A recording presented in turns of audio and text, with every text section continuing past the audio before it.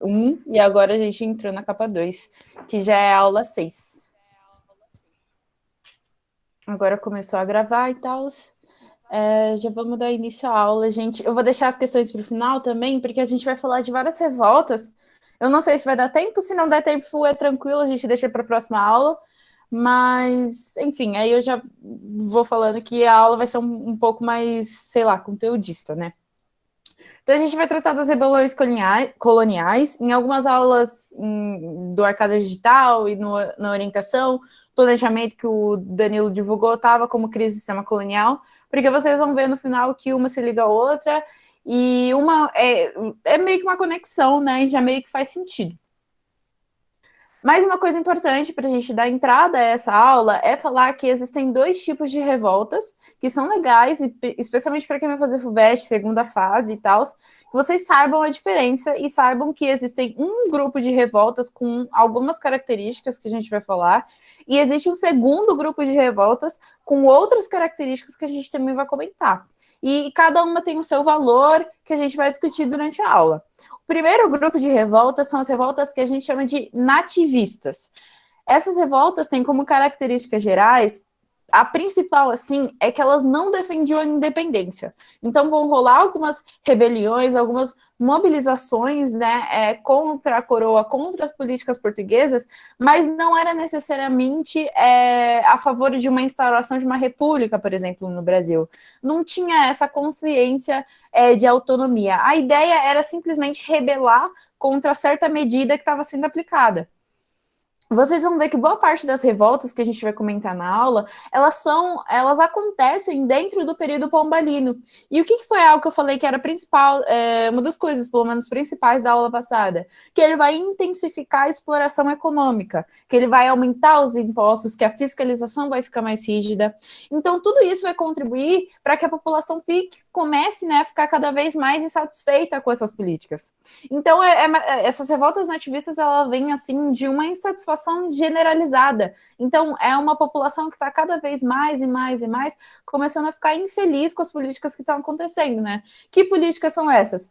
A excessiva carga tributária, né, e os preços monopolistas, porque só existia um valor dentro da colônia, não existia um valor mais barato de outro país, não existia isso, né? O pacto colonial, ele contava com essa única regra, né, de que somente Portugal ia determinar os valores e somente Portugal ia comprar e vender coisas dentro da colônia. Outra coisa que é importante falar de todas essas revoltas que a gente vai citar é que todas, vão ser duramente reprimidas. Então, não existe uma revolta que, teoricamente, se dá bem, conforme a gente vai vendo. As 2 primeiras que a gente pode contar são revoltas que são, assim, iniciais. A primeira que a gente foi vendo, antes a gente considerava essa aclamação de Amador Bueno, como vocês vão ver na Folhinha do Alê e em coisas um pouco mais antigas, como a primeira revolta do Brasil, primeira revolta da América Portuguesa. Só que depois a gente vai ver que antes disso, em 1660, na verdade, antes não, né, perdão, depois, vai surgir a revolta da cachaça. E o que ela tem que faz, né, ela desconsiderar a aclamação como a primeira revolta? O que rola é que, basicamente, a revolta da cachaça ela é muito maior. A aclamação de Amador Bueno é, tipo, 10 pessoas indo para a rua e fazendo essa aclamação, só que não tem muito valor e não tem muita consideração. Então, assim, em certos livros, vocês vão ver que a revolta da cachaça, ela vai ser considerada a primeira, mas ainda assim a gente pode citar a aclamação de Amador Bueno. O que se trata as duas? A aclamação de Amador Bueno, que eu vou falar primeiro porque ela é em 1641, ela é basicamente o que eu falei, um grupo de pessoas que sai para a rua e que não concorda com a nomeação do novo governador, né, que cada capitania meio que tinha um governador assim, e Portugal tinha nomeado um governador que não agradava ninguém em São Paulo, não agradava, né, a capitania de São Vicente. E aí eles decidem ir para a rua e aclamar esse cara que se chama Amador Bueno para que ele tome posse de São Paulo, para que ele vire governador. Só que basicamente essa aclamação não vai dar em nada. As pessoas se juntam lá, fazem isso e acabou. Continua o outro governador, não tem muitas mudanças. Revolta da cachaça já é uma revolta muito maior, né? Porque ela já trata desse eixo econômico que a gente estava comentando. A cachaça, ela era algo produzido, assim, existiam alguns engenhos dentro da capitania de São Vicente, que foi lá que acontece mesmo, acho que mais especificamente até no Rio de Janeiro. ela vem do açúcar, né? E o açúcar do Rio de Janeiro que conseguiam produzir, ele não era de tanta qualidade quanto do Nordeste do Pernambuco, né? Que eu comentei, do solo de massapê, do clima favorável e tudo isso. Então, o açúcar que vinha de lá não era tão bem vendido e nem tão bem visto quanto que tinha no Nordeste. Mas uma coisa que, assim, o que comentam é que o açúcar do Rio, ele tinha um baixo nível de sacarose. Só que isso não fazia diferença dentro da cachaça, na hora de produzir o aguardente, porque a cana-de-açúcar, ela também consegue desenvolver a cachaça. E aí as pessoas gostavam de cachaça e tal, ela vai virar uma das moedas de troca junto com o tabaco de escravizados lá na África. Só que Portugal vai começar a ficar com um pouco medo da cachaça. Por quê? Porque Portugal era um produtor de vinho, né? Até hoje. Então eles vão cortar a produção e o comércio de cachaça para fora, porque eles tinham medo de que a cachaça começasse a se tornar mais amada do que o próprio vinho português. E isso vai insatisfazer várias pessoas, e elas vão se reunir e fazer uma revolta. Mas uma coisa que, assim, às vezes eu vou seguir as revoltas e vocês vão ficar, mas o que aconteceu no final? Duramente reprimidos. A coroa vai reunir pessoas para combater todas essas revoltas e elas acabam, seja durando 2 dias ou 3 meses. Essas são as duas, assim, iniciais que eu estava comentando, que é legal que vocês saibam, mas que também não cai tanto assim no vestibular. Adentrando as revoltas, a gente vai falar dos exemplos principais, que às vezes uma questão aborda, assim. Muitas vezes, sabe, gente, não fiquem com medo, assim, de terem que decorar todas as revoltas e principalmente como que se dá cada... Ah, então, foi tal pessoa contra tal pessoa em tal ano. Eu raramente, assim, como eu falei antes, para algum vestibular cobrar algo muito rígido, assim, tem que ser um vestibular ruim, porque ele não está cobrando o seu conhecimento exatamente. Então não fiquem muito preocupados, assim, normalmente as questões elas vão abordar mais a lição no final, mais a questão da crise do sistema colonial, porque tem um fim para essas revoltas, vão perguntar talvez, e a Guerra dos Mascates ocorreu em tal ano, o que ela é? Ela é uma revolta nativista ou uma revolta emancipacionista, que é o que eu vou falar para frente. E aí vocês têm que saber qual das duas é. E ainda assim são questões que caem mais na segunda fase mesmo. A primeira delas que a gente pode comentar é a revolta de Beckman, que é a revolta dos irmãos, liderada pelos irmãos Beckman. Era, se eu não me engano, um cara chamado Manuel e outro cara chamado Tomás.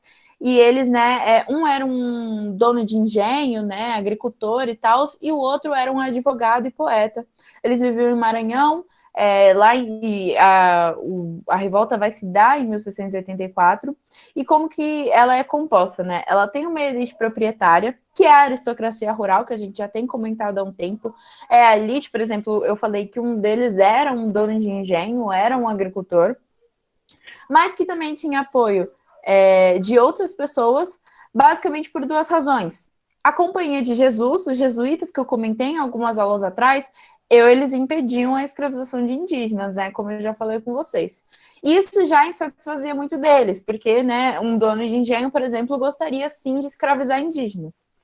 Então, assim, os jesuítas, como eu falei, eles já tinham umas atitudes muito intervencionistas dentro da colônia, de sempre estar julgando o que é certo e o que é errado, e o que se pode e o que não se pode fazer. Então, essa atitude dos jesuítas já incomodava muito eles. E a segunda é que a Companhia Geral, né, de Comércio do Maranhão, que era uma companhia de preços, ela praticava preços monopolistas, principalmente sobre os escravizados, né? Então, basicamente isso, só existia um valor para os escravizados, essa troca não poderia ser mais barata de nenhuma forma. Essas são as duas razões das quais pelo qual eles estavam muito insatisfeitos com a administração colonial em geral. Então, esses irmãos vão liderar uma revolta, as pessoas vão se unir, vão tirar o governador, né? O governador vai fugir lá para o interior ou para onde ele achasse mais seguro, e eles vão começar uma revolta e vão resistir lá por alguns dias. Até que um dos irmãos vai ser chamado para ir para Portugal para conversar com a coroa, para trocar uma ideia sobre o que estava tornando eles insatisfeitos e o que deveria ser feito para acabar com essa revolta. E o outro vai ficar lá em Maranhão, né, coordenando. O que acontece é que vai ter um ataque, né, por parte dos portugueses para derrubar essa revolta. O que estava em Maranhão vai ser preso e o que estava lá em Portugal vai ser morto. Então ele foi convidado com essa desculpa de trocar uma ideia, negociar algo, mas ele vai chegar lá e vai ser morto. E é assim que acaba a revolta de Beckman. Depois disso já não existe mais liderança, se enfraquece e o pessoal da coroa toma poder sobre a região novamente. Depois disso a gente tem a Guerra dos Mascates, em Pernambuco, lá em 1710. Vai ser uma guerra, basicamente, entre Olinda e Recife. Então, o pessoal de Olinda, que eram principalmente os fazendeiros, Olinda, assim, na época, era a capital de Pernambuco, era o lugar central, assim, de Pernambuco, e era cheio de engenhos, né? Lembra que Pernambuco era a capitania principal de produção de açúcar, então era cheio das fazendas e não sei o quê. E Recife era a cidade, a vila, enfim, que ficava mais próxima do porto, né? Era por Recife que tinha acesso ao mar. Para você chegar em Olinda, você tinha que descer lá em Recife e atravessar Recife para chegar em Olinda. Então lá tinha portos e, consequentemente, tinha muitos comerciantes. As trocas comerciais ocorriam lá. Então, né, consequentemente, Recife era marcado por uma grande presença de comerciantes. Basicamente, o que rola é que os senhores de engenho de Olinda, eles vão começar a se endividar bastante com os comerciantes do Recife, né? Porque os comerciantes tinham grana e tal, eles emprestavam. E isso vai trazendo um rolê de, tipo, os senhores de engenho se sentirem maus com os comerciantes. Tipo, eles não gostam da presença deles. E Recife estava começando a cada vez mais ganhar atenção político-administrativa. Então, Recife em breve ia começar a ser considerado uma vila e, consequentemente, ia receber uma própria Câmara Municipal. Você lembra que eu falei para vocês as câmaras e tais, que elas eram lugares que se operavam em ambientes locais apenas? Então, Recife estava ganhando tanta atenção da coroa que agora estava ganhando mais investimento, ganhando uma maior urbanização e mais atenção e tudo isso. Então, os fazendeiros, os senhores de engenho, já não gostavam deles porque eles estavam endividados com essas pessoas, que eles chamavam pejorativamente de mascates. Então, para eles, os comerciantes eram mascates, era um xingamento próprio. E eles vão começar a assim embater. Vai rolar uma separação política administrativa de Recife em relação a Olinda. Então, Recife já não era mais tão subordinado assim a Olinda. Rola esse embate e, basicamente, quem sai vitorioso desse lado são os comerciantes, né? Que, em maioria, até, gente, eram portugueses. Os portugueses, eles costumavam vir para cá para fazer essas trocas comerciais, justamente para viver como comerciantes. Então, são eles que saem bem, assim, a coroa vem, controla os fazendeiros, contém Olinda, e Recife continua recebendo mais atenção da coroa. Ela vai ser mais urbanizado, que até hoje, né, é bem mais destacado Recife do que Olinda, tendo que é a capital.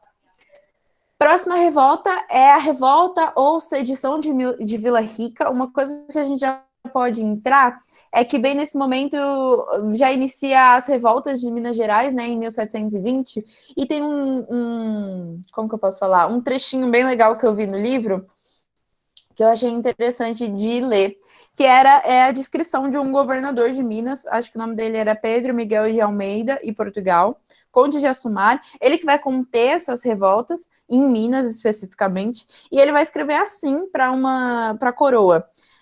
A terra parece que evapora tumultos, a água exala motins, o ouro toca desaforos, destilam liberdades os ares, vomitam insolências as nuvens, influem desordens os astros. O clima é tumba da paz e berço da rebelião. A natureza anda inquieta consigo e amotinada lá por dentro é como no inferno.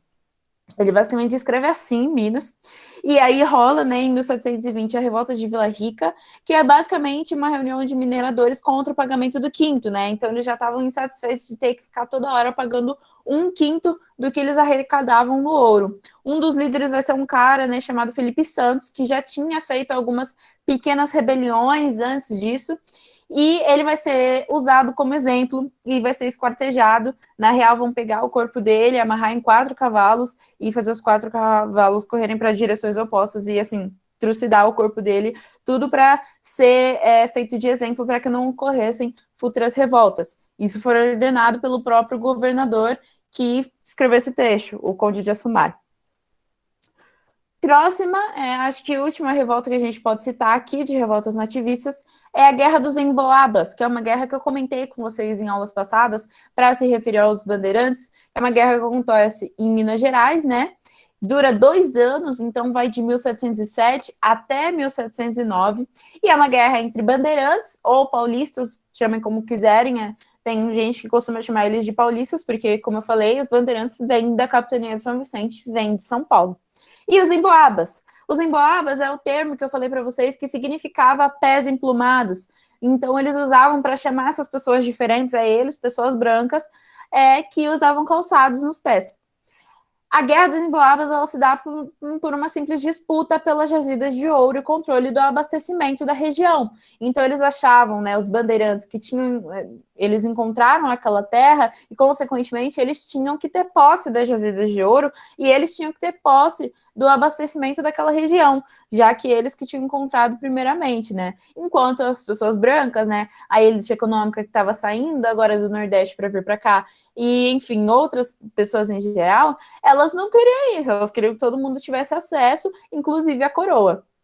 Então, obviamente, a conclusão é que os paulistas, né, ou bandeirantes vão perder, né, ninguém estava ao lado desse grupo, e vai ser criada, por consequência, uma capitania de São Paulo. Então, eu estou me referindo à capitania de São Vicente, né, que era Rio de Janeiro, uma parte de Minas e São Paulo junto. Agora vai rolar a separação. Agora existe a capitania de São Paulo, existe a capitania de Minas do Ouro, e essas duas vão ficar separadas do Rio de Janeiro, né, que vai se tornar a capital. É nesse momento que a capitania de São Vicente deixa de existir de fato e rola uma separação entre as 3 localizações, ok?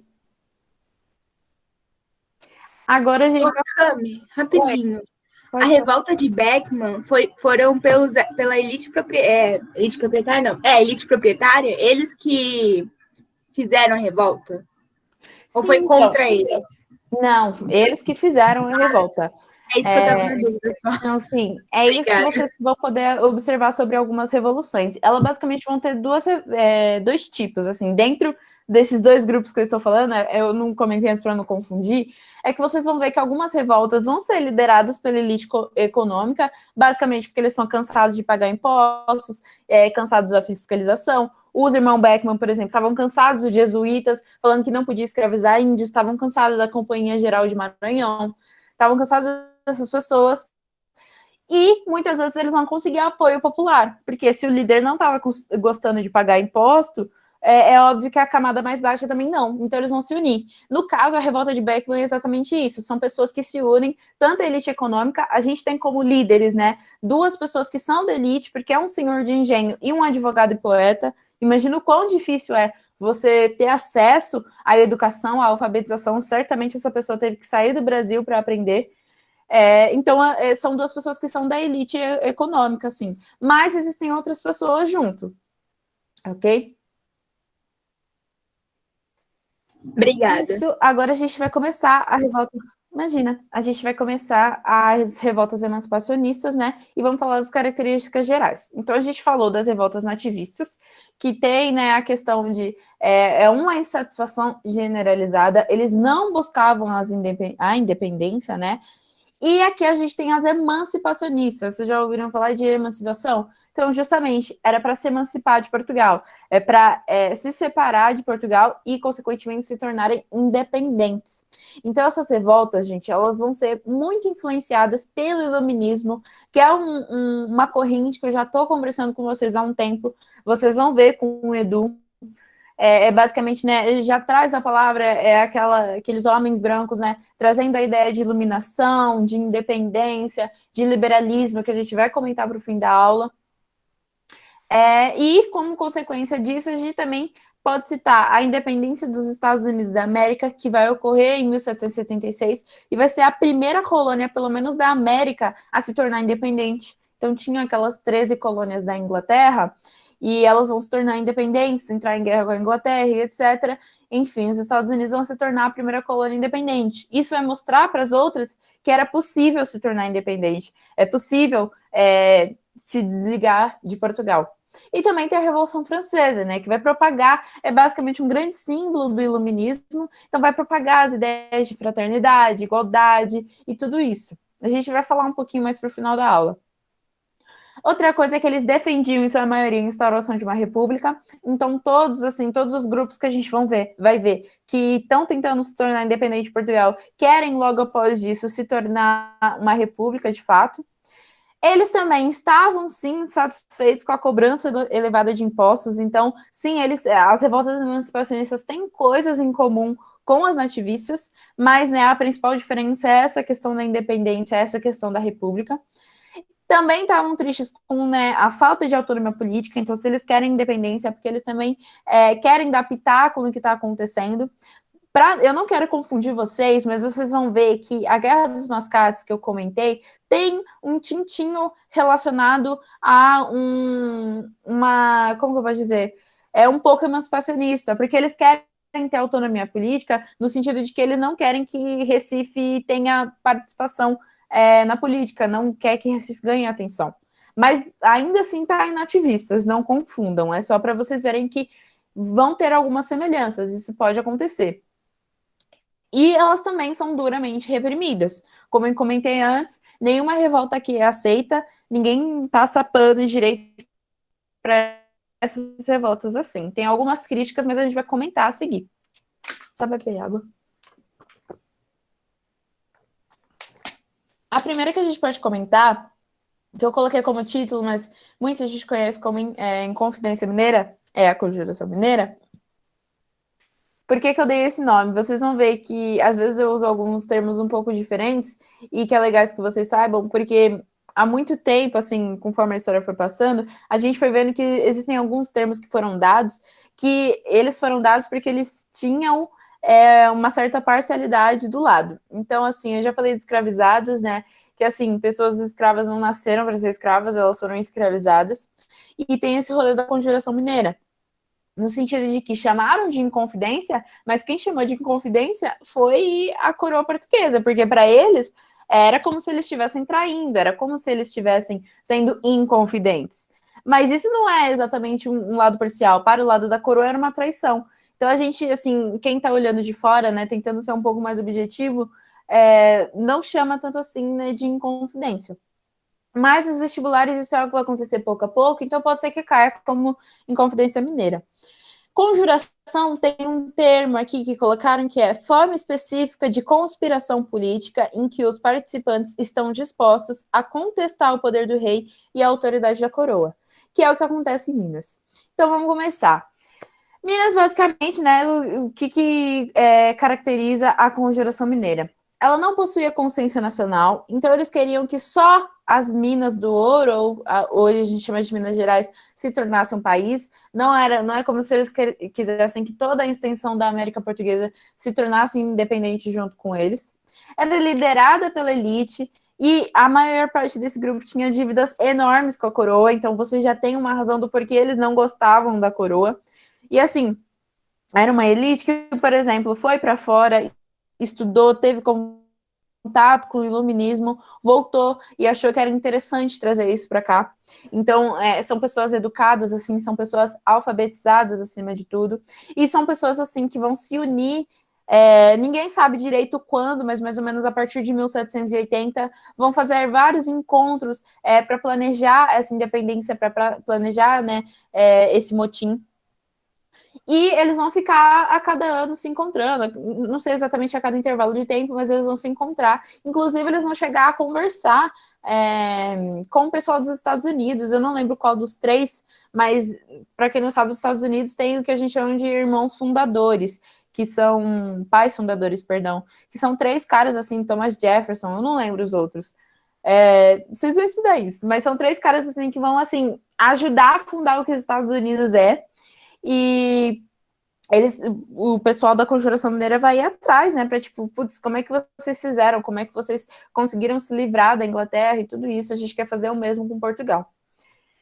Então, tá, eles estão há algum tempo já, alguma cota se encontrando, vai ter a entrada, né, de algumas pessoas um pouco menos elite, mas também não é como se tivessem escravizados, nem nada disso, não era uma questão deles, então, assim, se a República se fundasse um dia a partir da Conjuração Mineira, a questão escravista não seria tratada, eles não eram a favor do abolicionismo. Mas assim, ainda vai ter a entrada, né, do Joaquim José da Silva Xavier, que é o Tiradentes. Ele era um militar, se eu não me engano, mas ele tinha muita fé na Conjuração Mineira, e ele era mais humilde, ele não era rico, né, ele não fazia parte da elite econômica, ele não era educado, assim, nunca tinha ido para fora, mas ele era o maior propagandista. Ele não era o líder, mas assim, ele vendia essa ideia de independência para todos facilmente. Enfim, tá o grupo formado e tal, vai rolar um declínio da mineração, como eu comentei com vocês. Então, as jazidas vão começar a se esgotar, vai começar a diminuir a busca pelo ouro, a caça pelo ouro. Eles não vão conseguir encontrar tanto ouro assim. Então, consequentemente, vai ter uma diminuição na arrecadação de impostos. E ao invés da coroa pensar que às vezes é porque o ouro está acabando, eles vão achar que é porque está sonegando. A sonegação está aumentando. E aí eles vão intervir com a derrama, que eu citei na aula passada. A derrama é a cobrança dos impostos de ouro atrasados, porque eles tinham a meta de arrecadar 100 arrobas de ouro, se eu não me engano, por ano, e eles não vão conseguir. E aí eles vão falar, beleza, agora a gente vai cobrar, vai impor essa cobrança. E aí, esse é o, como que eu posso dizer? O grande descontentamento do pessoal da conjuração, porque eles vão falar, não, a gente precisa fazer algo, né? A gente está falando de pessoas que fazem parte da elite, mas que são muito endividados e que eles não querem pagar impostos. Então, eles tinham que correr atrás para fundar já a própria república e não ter que pagar nada para a coroa. Mas, enfim, o que rola no final? Um cara chamado Joaquim Silvério dos Reis era uma pessoa que fazia parte da conjuração, era da elite, só que tinha uma dívida gigantesca com a coroa, né? Como eu citei, ele era uma dessas pessoas, e ele vai ir lá e vai contar tudo, se não me engano, para um cara chamado Barbacena, que era o governador da época, e vai contar tudo o que tinha acontecido, que eles estavam se reunindo, que eles estavam formando planos para se tornarem independentes. E aí a Conjuração Mineira nunca vai chegar a ter uma ação prática no final. Eles não vão conseguir, como que eu posso dizer, fazer alguma rebelião nas ruas. Eles nunca passaram de encontros planejando essa independência, porque esse cara chamado Joaquim Silveira dos Reis vai delatar eles. Basicamente, boa parte da elite assim, vai fugir e tal, eles vão ser avisados antes que estava acontecendo como que eu vou dizer, esse conluio. E aí eles vão fugir e tal, só que como eles eram elite, a coroa vai se sentir, né, obviamente com dó de assassinar essas pessoas, de matar essas pessoas, de usarem eles como exemplos. Então, boa parte da elite sai ok, até vai presa e tal, mas ainda assim sai viva, e eles vão usar Tiradentes, que era uma pessoa que não era da elite, que não estava no topo, que era uma pessoa muito mais humilde, para usar como exemplo. Então ele vai ser esquartejado em praça pública, vão colocar partes do corpo dele por todo o local lá de Minas Gerais. Inclusive, dizem assim que logo quando anoiteceu, ninguém sabe quem, mas uma pessoa tira essas partes do corpo dele, né, provavelmente porque gostava muito de Tiradentes, não achava que ele merecia aquilo. E, enfim, ele vai ser esquartejado. Com o tempo for passando, a gente vai ver nas aulas de Brasil e República, o que vai acontecer é que ele vai se tornar um mártir republicano. Porque o pessoal, né, que estava tentando trazer a ideia de república para o Brasil, queria vender uma ideia boa e queria usar exemplos históricos do quanto existem pessoas que estão lutando, do quanto a república é boa e é algo que vale a pena ser lutado. Então, eles vão usar o Tiradentes como exemplo, né? Porque foi alguém que lutou, de fato, pela independência do Brasil. Ok. Próxima coisinha, assim, revolta é a Conjuração Baiana. Obviamente aconteceu na Bahia, em 1798, e que a gente também pode chamar de Conjuração dos Alfaiates, porque boa parte era formada pelos alfaiates de fato. Tinha um caráter popular, então é diferente da Conjuração Mineira. Vocês vão ver que a gente conhece, né, tende a conhecer muito mais a Conjuração Mineira, que é uma inconfidência, uma revolta causada pela elite, do que a Conjuração Baiana, que tem caráter popular. Então, assim, inclui várias das pessoas assim das camadas mais populares de Salvador, né? É como passa em maioria por alfaiates, por exemplo. É influenciada pelo jacobinismo, que é o lado mais radical assim da Revolução Francesa. Então, eu não sei se vocês lembram, tinha os jacobinos e o outro lado, que eu infelizmente esqueci o nome, mas os jacobinos, eles eram assim, eles eram muito mais... Isso, obrigado. Girondinos. E eles eram muito mais radicais, eles queriam acabar com tudo, e realmente, sabe, colocar em prática as ideias de igualdade, fraternidade e liberdade. E também eram influenciados pela Revolução do Haiti. A Revolução do Haiti a gente vai comentar um pouco mais para frente, mas é basicamente a tentativa de independência da ilha do Haiti, que fica aqui na América Central. Era uma ilha que foi colonizada pela França, e basicamente a França estava naquele processo de Revolução Francesa. A Revolução Francesa ocorre em 1789, gente. Então já tinha um período, já estava acontecendo fazer uma cotinha. E aí, o que aconteceu é que vai chegar um período, né, lá na França, em que eles vão acabar com a escravidão. Eles vão falar, beleza, se a gente está falando que todo mundo é igual, a gente não pode tratar certas pessoas como objeto, como mercadoria, então vamos acabar. Só que eles acabaram com a escravidão na França e eles não acabaram nas colônias, incluindo no Haiti. O Haiti era um local, assim, de 90% de escravizados e 10% de donos de fazenda.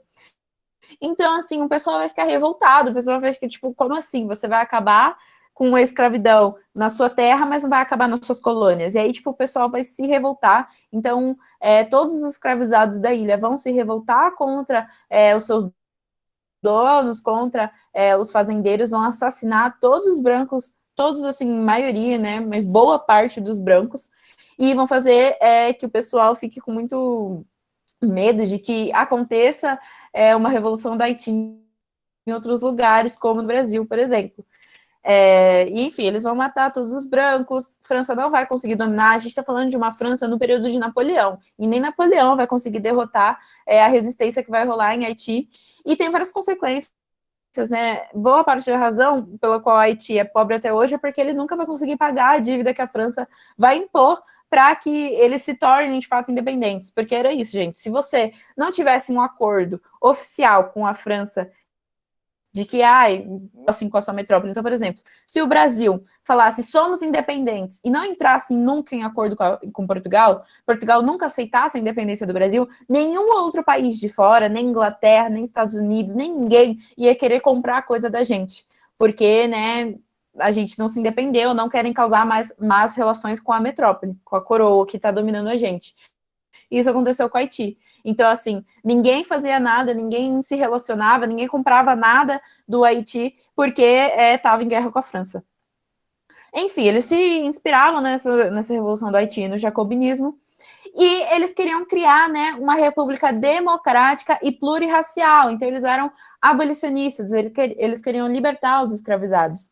Inclusive, eu marquei, né, aqui embaixo, uma fala, né, que, se eu não me engano, foi o Lucas Dantas. O Lucas Dantas falou isso, é o primeiro da imagem que eu coloquei ali, e ele escreve assim, né? Quando lhes falar, diga-lhes assim: o povo tem tentado, né? O que ele está descrevendo a Conjuração Baiana, uma revolução, a fim de tornar essa capitania em governo democrático. Nele seremos felizes, porque só governarão as pessoas que tiverem capacidade para isso. Ou seja, brancos, ou pardos, ou pretos, sem distinção de cores, sim de juízo, e é melhor do que ser governado por todos. E logo os convencerá, né? Logo os convencerão de que essa ideia parece bem mais legal do que o que está acontecendo na colônia. Então, eles têm todo esse ideal e tal, só que, assim como a Conjuração Mineira, eles vão ser delatados antes e eles vão ser julgados. Uma coisa que marca também a Conjuração Baiana é que eles assim, se divulgavam espalhando panfletos. Então, normalmente à noite, alguém, né, alguma pessoa escrevia, se eu não me engano, era o Luiz Gonzaga, era o responsável por escrever milhares, assim, não sei direito em quantidade específica, mas ele escrevia muitos panfletos e eles espalhavam por toda a cidade da Bahia com os ideais deles. Não só um tempo depois, começando pelo João de Deus, eles vão começar a se vestir igual os franceses, né? Eles vão falar, se prepare porque aqui vai virar uma terra de francesias. Então, tem essa imagem que eu coloquei aqui embaixo, de azul, porque eles começam a se vestir, de fato, mais parecido com os franceses, né? Porque eles eram influentes do comunismo que tem. O Afonso Rui, que é um historiador, se eu não me engano, ele vai determinar a Conjuração Baiana como a primeira revolução social brasileira. Mas a gente tá vendo revoltas já faz uma cota, Camila. Sim, só que essa, né, como a gente pode ver, ela tem relação com as camadas populares daquele local, ela tem um caráter popular, de fato. E como eu falei, esse pessoal vai ser delatado antes, né? E basicamente eles vão ser mortos. Então eles nunca vão colocar em prática os ideais deles, eles não vão conseguir nem fazer alguma rebelião. Diferente da Revolução Pernambucana. A Revolução Pernambucana é a única que consegue, de fato, fazer algo assim na rua, gente, se unir, tomar o poder e tal. Eles duram 2 meses? Duram, mas eles conseguem. Só que assim, a Revolução Pernambucana, ela ocorre um pouquinho depois dessas que a gente está comentando, né? Ela ocorre em 1817. O Dom João já estava aqui. Aliás, eu escrevi ali embaixo errado com um A mais, perdão. Mas o Dom João já tinha vindo para cá com a família real, Napoleão já tinha invadido Portugal e todos esses rolês, já tinha passado um tempo. Mas se trata do mesmo tipo, é uma revolta, né, que a gente também conhece como revolta dos padres. Ela era comandada pelas elites, por exemplo. Então aqui vocês têm um exemplo de uma revolta comandada pelas elites, mas que continha padres e que também tinha grande adesão popular. Então boa parte da camada popular queria de fato fazer parte da Revolução Pernambucana.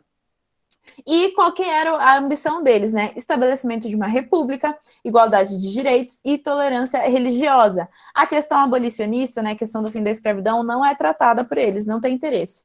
Eu li que algumas pessoas que compunham a revolução tinham interesse sim no fim da escravização, mas não era assim um desejo universal, não era uma prerrogativa da Revolução Pernambucana de fato. Como eu falei, eles vão ser os únicos que vão conseguir botar em prática os planos de independência deles. Então, o que rola é que tinha um militar que fazia parte da Revolução Pernambucana, ele vai ser delatado e outra pessoa vai ir atrás desse militar para prender ele. Vai dar errado porque esse militar vai matar essa pessoa, que era um brigadeiro, se eu não me engano.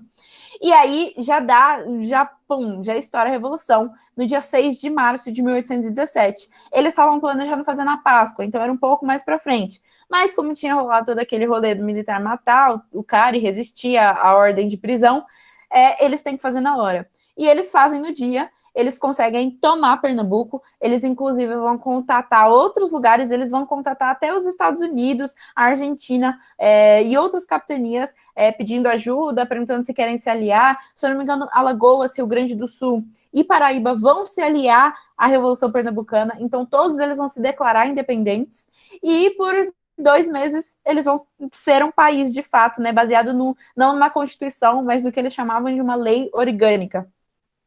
Tava sendo a maior bagunça, sabe? Ia acontecer a aclamação de Dom João, ia ser a primeira aclamação de um rei, assim, fora da Europa, assim, no mundo novo. E então, assim, tava a princesa Leopoldina, que ia vir para cá para o Brasil, desistiu por causa dessa bagunça, e aí, consequentemente, vai gerar uma violenta repressão de Dom João VI, perdão. Ele vai, como que eu vou dizer, cercar toda a região de Pernambuco e, enfim, os outros lugares que também tinham se aliado, fazendo com que não chegasse nenhuma comida lá, eles só produziam algodão e açúcar. Então, assim, vocês veem aquela questão da monocultura, por exemplo, não tinha plantação de mandioca, nem de nenhum alimento, assim, para eles poderem se alimentar. Eles não vão conseguir resistir, e aí vai ter uma violenta repressão de Dom João VI. É assim que se dá a Revolução Pernambucana, dura 2 meses. Lá em maio, essa revolução já se finaliza. Falando só um pouquinho, mas já estou vendo pelo tempo que isso vai ficar para a próxima aula, a gente vai comentar sobre a crise do antigo regime e o sistema colonial, né? A gente está comentando essas revoltas justamente porque elas dão sinal de que alguma coisa está acontecendo na colônia. Então, assim, vão surgir essas revoltas, né? Tanto nativistas quanto emancipacionistas, e elas surgem assim porque, como eu falei, está acontecendo algo. Mas é importante a gente discutir o antigo regime. O antigo regime, ele se dá, né, no início do século XVI e vai até o fim do século XVIII. Ele é composto por uma sociedade estamental. Então, assim, é desde o início da colônia, importante vocês saberem, notarem isso, e é uma sociedade que não se move. Se lembra que eu descrevi para vocês a sociedade açucareira? Falei que as pessoas não se moviam nem nada? E tudo isso? Gente, eu vou deixar para a próxima aula, porque eu vou passar o vídeo da avaliação. Não vou ficar falando um negócio cortado. Antes que eu roube o negócio de outro professor também. Deixa eu ver se eu não tô revelando nada no meu Facebook. Acho que não.